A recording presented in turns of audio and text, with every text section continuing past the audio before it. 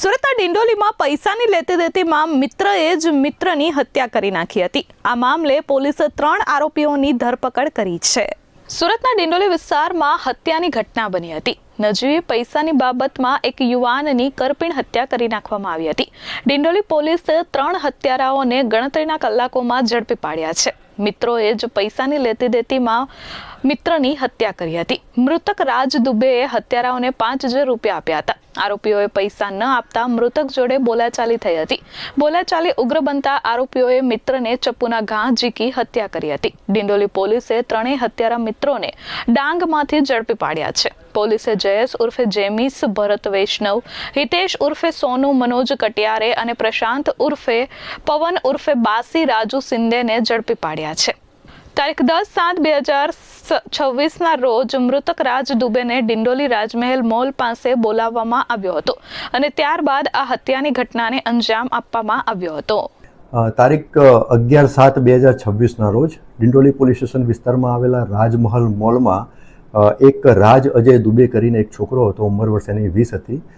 એના ખૂન બાબતે એક અનડિટેક ખૂનનો ગુનો ડિંડોલી પોલીસ સ્ટેશનમાં દાખલ કરવામાં આવેલો હતો। ગુનાની ગંભીરતાને ધ્યાને લઈ અને ખૂન જેનું થયેલું હતું 20 વર્ષનો છોકરો હતો, એ બધી બાબતોને ધ્યાને લઈ અને સુરત શહેરના માનનીય પોલીસ કમિશનર શ્રી વાબન ગની સાહેબ, સેક્ટર 2 સાહેબ, નાયબ police commissioner zone 6 Rajesh Parmar સાહેબની સૂચના અને માર્ગદર્શન હેઠળ ડિંડોલી પોલીસ સ્ટેશનના પીઆઈ શ્રી વાઘેલાના નેતૃત્વ હેઠળ 3 અલગ અલગ ટીમો બનાવવામાં આવેલી અને એ ત્રણે અલગ અલગ ટીમોને કામની સોંપણી કરી અને ગુનો ડિટેક્ટ કરવા અને આમાં જે સંડોવાયેલા આરોપીઓની શોધી અને ધરપકડ કરીને આગળની કાયદેસર કાર્યવાહી કરવા માટે જરૂરી બ્રીફ કરવામાં આવેલા હતા।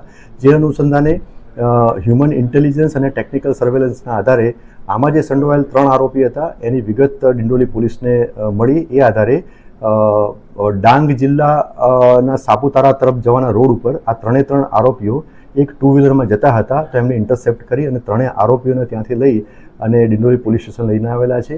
એમની પ્રાથમિક પૂછપરછ અત્યારે હાલ ચાલુ છે। પ્રાથમિક પૂછપરછમાં એમને ગુનો કરેલાની કબૂલાત કરેલ છે અને આ જે ગુનો જે મોટિવ હતો આ 3 આરોપીનો, એમાં એ રીતનું હતું કે 3 આરોપીના પહેલાં તો નામ જણાવું કે 3 આરોપી પૈકી પહેલા આરોપીનું નામ છે જયેશ ઉર્ફે જેમિન ભરત વૈષ્ણવ, એની ઉંમર વર્ષ છે 20 અને એ સાઈ દર્શન રેસિડેન્સી ડિંડોલી વિસ્તારનો રહેવાસી છે।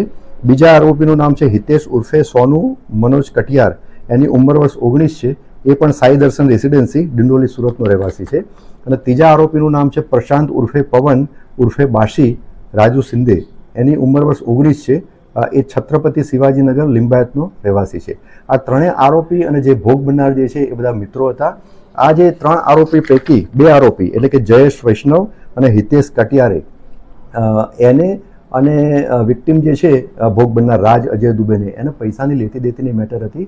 આ વિક્ટિમને આ બંને આરોપીઓએ 5000 રૂપિયા આપેલા હતા અને એ બાબતની આ 4 જણ ભેગા થઈ એટલે કે 3 આરોપી અને વિક્ટિમ આ 4 ભેગા થઈ અને વાતચીત કરતા હતા અને એમાં વાતચીતમાં ઉગ્ર સ્વરૂપ લીધું અને એ ઉગ્ર સ્વરૂપ અને વાતચીતના અંતે આજે જયેશ જેમિન ભરત વૈષ્ણવ અને હિતેશ ઉર્ફે સોનુ મનોજ કટિયારે એ બંને પાસે હથિયાર હતું, એટલે એકના પાસે છરી હતી અને બીજાના પાસે ગુપ્તી હતી।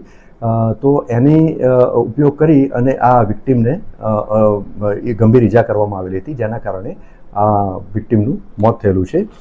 હાલમાં ગુનાની તપાસ ચાલુ છે। બંને હથિયારની વાત કરું તો હાલમાં પ્રાથમિક પૂછપરછ ચાલુ છે। હથિયાર જો રિકવર કરવાના બાકી છે અને આ 3 આરોપી જે 2 વ્હીલર ઉપર ભાગ્યા હતા એ 2 વ્હીલર પણ પોલીસે તપાસ દરમિયાન હસ્તગત કરેલું છે અને એને કબજે કરી અને આગળની કાયદેસર કાર્યવાહી કરવાની ચાલુ છે। આ 3 આરોપીઓ પૈકી એક પ્રશાંત ઉર્ફે પવન ઉર્ફે બાસી રાજુ સિંધે, એના વિરુદ્ધમાં અગાઉ લિંબાયત પોલીસ સ્ટેશનમાં 2024માં એક શરીર સંબંધી ગુનો પણ દાખલ થયેલ હતો। આમ હાલમાં આ ગુનાની તપાસ ચાલુ છે। પૈસાને લેતી દેતી એટલે આમને પૈસા આપેલા હતા, આ જે બંને આરોપીઓ જે છે વિક્ટિમને આપેલા હતા અને એ બાબતની જ ઉગ્ર બોલાચાલી થયેલી। અત્યારે હાલ મેં જેમ વાત કરી એમ કે પ્રાથમિક પૂછપરછ 3 આરોપીનું કરી છે, એમાં એમને આવું જણાવેલું છે। બીજી વસ્તુ કે અમુક સાયન્ટિફિક એવિડન્સ, મેડિકલ એવિડન્સ પણ મળેલા છે અને સાયોગિક પુરાવા પણ મળેલા છે। એ અનુસંધાને આ 3નું ઇન્વોલ્વમેન્ટ જણાઈ આવેલું છે। અને હજુ હાલ પ્રાથમિક પૂછપરછ પછી પણ એમની જરૂર પડે રિમાન્ડ લેવામાં આવશે અને આગળની કાયદેસર કાર્યવાહી કરીને જે કંઈ વિગતો હોય એ આપ સમક્ષ રજૂ કરવામાં આવશે. આશરે 12:30 પોણા 1 વાગ્યાની આસપાસનો આ બનાવ છે રાત્રિના.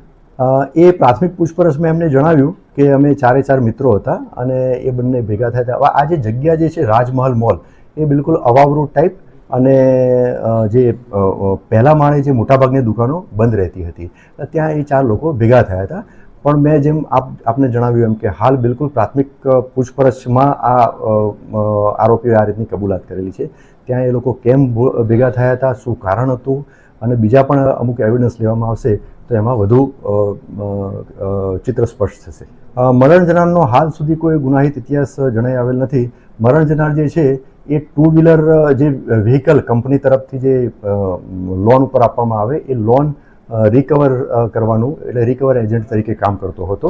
અને આ જે 3 આરોપીની વાત કરું તો જયેશ ભરત વૈષ્ણવ જે છે એ એના ભાઈનું ભૈરવ મેડિકલ સ્ટોર છે એમાં કામ કરતો હતો. આ હિતેશ મનોજ કટિયારે એની આ જે જગ્યાએ બનાવ બન્યો એટલે કે રાજમહલ મોલ એમાં એની વોલપેપર અને ઇન્ટિરિયરની દુકાન છે એની. અને ત્રીજો આરોપી જે છે એ પ્રશાંત ઉર્ફે પવન બાસી રાજુ સિંધે એ પાંડેસરા વિસ્તારમાં સ્વામિનારાયણ ટ્રાન્સપોર્ટ નામની કંપની છે એ કંપનીમાં કામ કરતો હતો. હાલની પ્રાથમિક પૂછપરછમાં આ 3 આરોપીની પ્રાથમિક પૂછપરછમાં એવું જણાયું, મેં પૂછ્યું કે એમણે આ જે હથિયાર જે છે ગુપ્તી અને છરી એ ક્યાંથી લાવેલા હતો તો એમણે એવી વાત કરી કે લગભગ 2-1 વર્ષ પહેલાં એમણે ઓનલાઈન પરચેસ કરેલી હતી, ઓનલાઈન મંગાવેલી હતી એવું એમણે પ્રાથમિક પૂછપરછમાં કબૂલાત કરેલું છે. તેમ છતાં આ દિશામાં તપાસ ચાલુ છે. હાલમાં મેં આપને વાત કરી કે હાલ પ્રાથમિક તબક્કામાં તપાસ છે. અમારી પ્રાયોરિટી આરોપીની વિરુદ્ધમાં પુરાવા એકત્રિત કરવાની અને સૌથી પહેલાં પ્રાયોરિટી તો ગુનો ડિટેક્ટ કરવાની અને આરોપી પકડવાની કાર્યવાહી હતી અમે પૂરી કરી છે. હવે તપાસ મજબૂત થાય, તપાસમાં તમામ પુરાવાઓ ભેગા થાય, વ્યવસ્થિત બધા તમામ પ્રકારના એકત્રિત કરવાની કાર્યવાહી ચાલુ છે. અને એની સાથે સાથે આ મોલમાં, કારણ કે મેં આપને જણાવ્યું એમ કે મોલમાં અંદરના ભાગે ઘણી બધી દુકાનો બંધ રહેતી હતી એટલે અવાવરૂ ટાઈપનું હતું. એટલે આવી અવાવરૂ જગ્યા હોય ત્યાં અમુક લોકો ભેગા થઈને અસામાજિક પ્રવૃત્તિ કરતા હોય એટલે આ દિશામાં પણ અમે તપાસ ચાલુ કરશું પેરેલલ. અને જે મોલના માલિક હોય અથવા તો જે મોલના જે સોસાયટી કદાચ એમને બનાવેલી હોય તો એમને પણ આપ બોલાવી અને વ્યવસ્થિત બ્રીફ કરવામાં આવશે કે ભવિષ્યમાં પણ આ પ્રકારના કોઈ બનાવ બને નહીં અને આવી કોઈ પણ અસામાજિક પ્રવૃત્તિ ધ્યાનમાં આવે એમના તો તાત્કાલિક પોલીસને જાણ કરે. Bureau report S24 news Surat.